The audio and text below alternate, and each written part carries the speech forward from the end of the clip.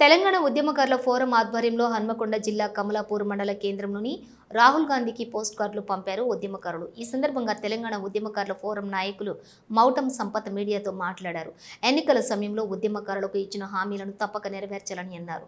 ఉద్యమకారులకు ప్రత్యేకంగా బోర్డును ఏర్పాటు చేసి ఉద్యమకారుల సమస్యలు త్వరితగతిన పరిష్కరించాలని కోరారు. ఈ కార్యక్రమంలో తెలంగాణ ఉద్యమకారులు నవీన్ కుమార్, రమేష్ నకీర్తి, ఓదేలు తదితరులు పాల్గొన్నారు.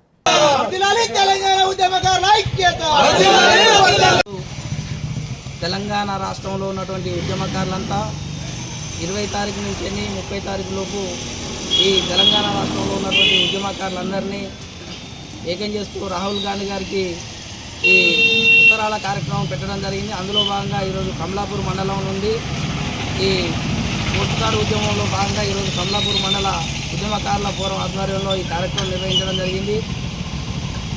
అదేవిధంగా కాంగ్రెస్ గవర్నమెంటు ఏదైతే మేనిఫెస్టోలో పెట్టిన విధంగా ఈ ఉద్యమకారులను ఆదుకుంటామని, సంక్షేమ బోర్డు అమలు చేస్తామని, అదేవిధంగా 250 గజాల ఇళ్ల స్థలాలు, అదేవిధంగా పెన్షన్ సిస్టమ్ ఇస్తామని చెప్పేసి కాంగ్రెస్ గవర్నమెంట్ చెప్పడం జరిగింది. దాంట్లో భాగంగా ఈ కార్యక్రమం చేస్తున్నాం.